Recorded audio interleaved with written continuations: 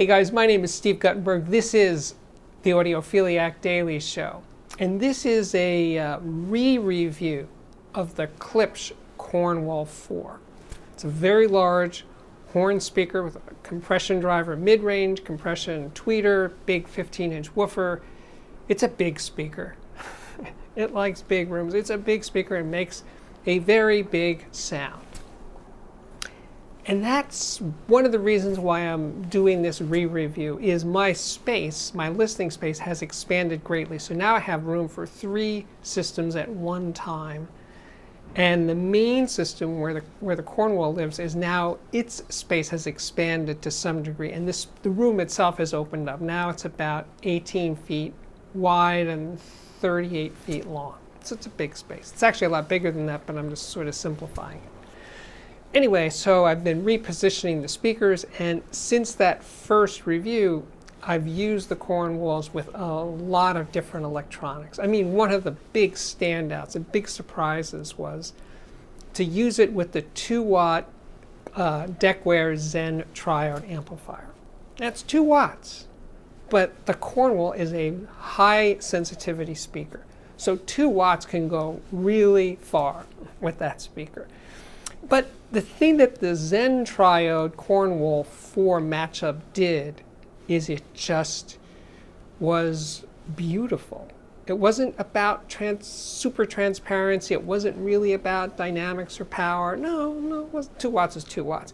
But it was about beauty. And I don't mean soft or rolled off or anything, just sort of a beautiful, musical, in the best sense, sound of that matchup. I soon will be revisiting that with a second Zen Triode, so I can do them as monos, so then it's 6 watts. But 2 watts, 6 watts is not that big a difference. But anyway, I was amazed by what that little amplifier could do with that speaker. And then more recently, I used it with a Spectral DMC30 SL preamplifier. And the rest of the system was PASS electronics with PASS XA100.5, first watt SIT3, first watt F7, those were the ones, and the usual suspects. I will link to the rest of all the stuff in the system down below. But the point is, every time I made a change, the Cornwall sounded different. They really reveal changes in the system like few speakers I've lived with. It's like a magnifying glass. Every little change makes a difference that you can hear. Sometimes for the better, sometimes not so good, but it sort of tells you where you're going. And I really, really love it for that. I also benefited. I had the luxury of living with Cornwall with a 300B amplifier, the Felix 300B. I reviewed that fairly recently. I will link to that below. But to hear that combination, it was just so vivid and pure. There was a purity of the sound with the Felix and the Cornwall that just knocked me out. That was freaking amazing. By the way, the Spectral, I didn't finish saying about the Spectral. The Spectral preamplifier just had this bloomy sound. It just opened up. It's a horn speaker, which sounds very directional. But with the Spectral, it just floated. It just opened up to an amazing degree. In these recent changes to the room and everything, I'm a bit further away from the speakers than I used to be. So now I'm 10.5 feet away from the speakers. Before I was 9.5 or a little less than that. And now, for some reason, that and tweaking the toe-in, which I always recommend doing these things with any speakers, by the way, I'm getting a much better sense of depth and space, forward, rear, just bigger dimensionality in the front to back aspect. It's really surprising me because I thought I knew this speaker, but again, every time I make a change, I say, oh, wait, I wasn't expecting that. So that's really cool. And also the mid-range at this distance further away just seems more, it goes deeper. There used to be a more obvious transition between the woofer and the mid-range horn, and now that's much smoother, so the mid-range seems more complete, not just on vocals, but on violins and strings and horns. It just seems more of one. All the three drivers are just blending better at this further distance away.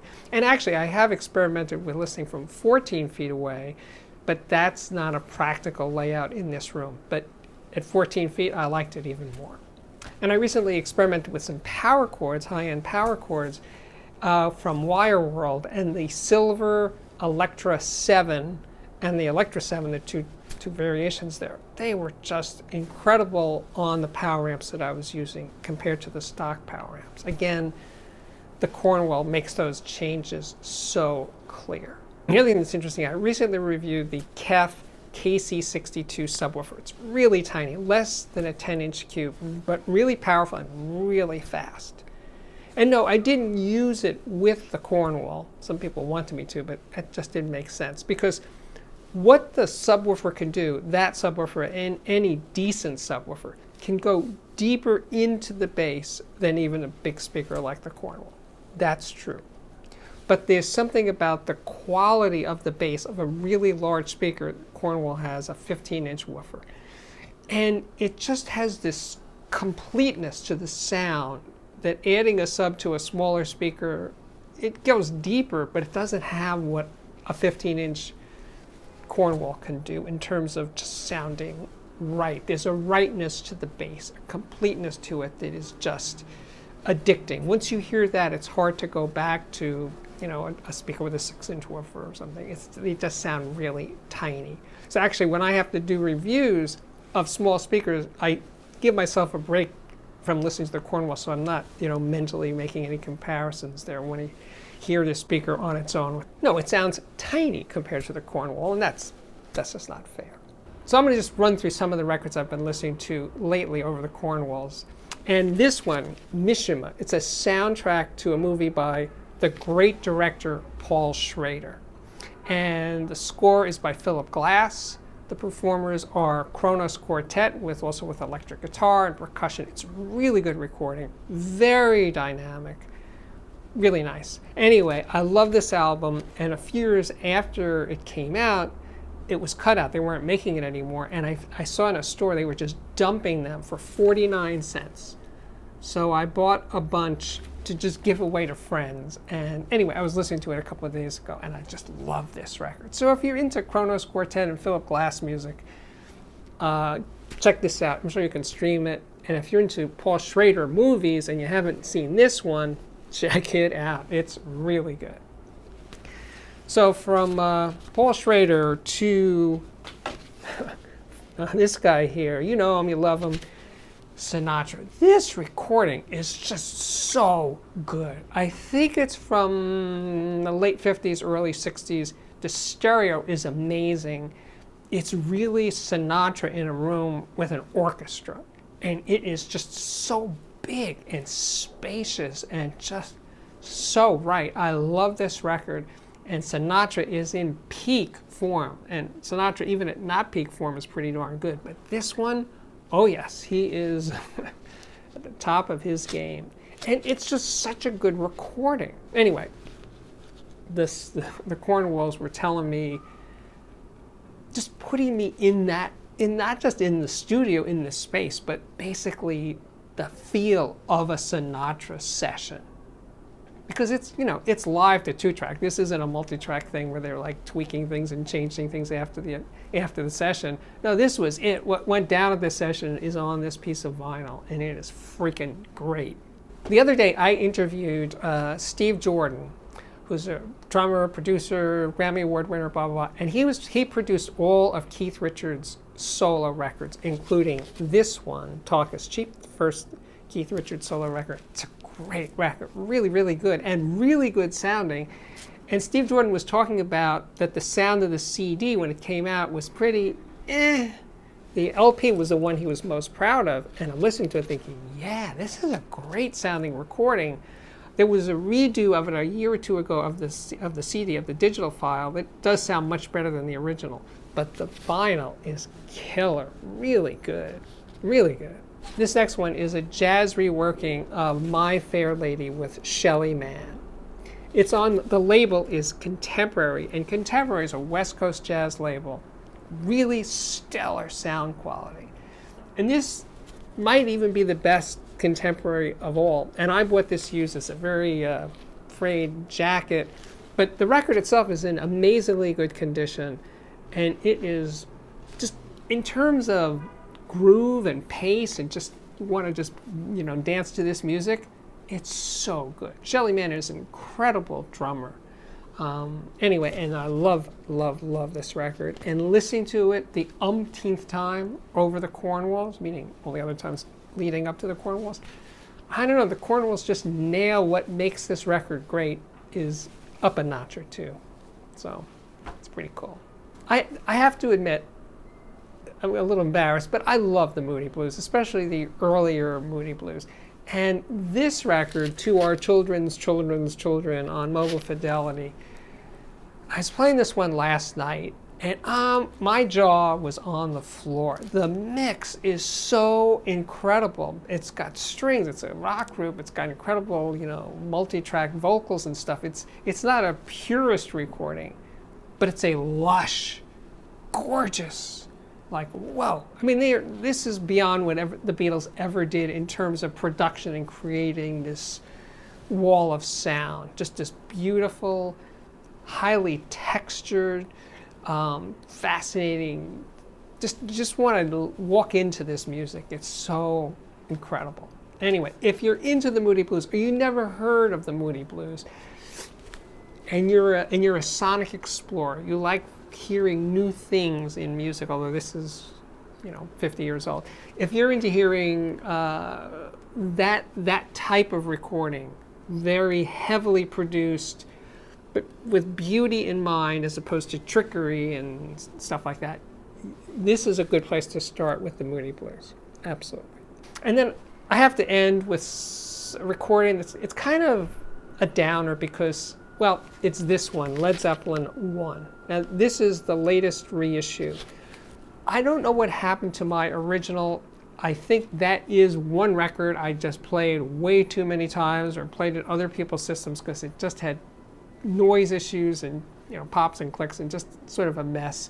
So it went away at some point and it never came back in another form. So I recently bought this on Amazon, and it's not great. It's kind of sad because Jimmy Page supervised the remastering of this record, but I don't know what he was doing that day that he was so distracted to make this entirely bloodless, bland version of this incredibly important record to at least a lot of people of my generation and generations that followed. But anyway, stay away from this record. It is, go find a better one. You know, any other older version is probably way better, and I will be searching that out in the coming weeks.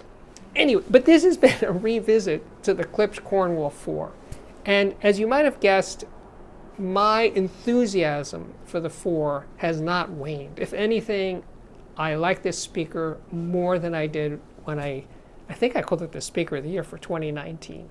So, because as I've made these changes in the room and in the electronics and cables and stuff, I think it's outperforming itself in terms of what my estimation of it. And one thing I neglected to say earlier in this re-review is, though it's a really big speaker and people associate big speakers with playing really loud and really dynamic, it does those things. But it also can play very quietly, very, very quietly, so well. You just hear into it. You don't feel like, oh, if I could only turn it up, I would get.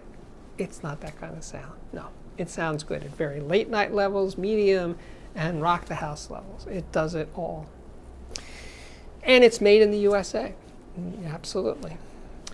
My name is Steve Guttenberg. This continues to be the Audiophiliac Daily Show. If you like what I do here, that makes me very happy. And I would appreciate it if you would subscribe to this YouTube channel. Hit that button right there. When you do, hit the bell so you'll be notified every time there's a new episode. You can follow me on Instagram at steve.guttenberg. And you can also watch my Instagram videos there, which are more like off-the-cuff videos than I do on my channel itself. You can also check out my Patreon at patreon.com/steve www.labs.com/audiophiliac. And I will link to that directly below this video. But while you're here, you could check out more speaker reviews, headphone reviews, electronics reviews, and of course, music reviews, plus interviews with people like Steve Jordan. And I am so proud of that Steve Jordan interview, because we go really, really deep into why drums sound the way they do on records, all the people, he was worked with Bob Dylan and Keith Richards and Eric Clapton. The list goes on and on and on. So check out that interview, and I will link to it right there. Now I can say my work here is at last complete. So thank you again for watching, and I really do hope to see you back here again very, very soon. Bye-bye.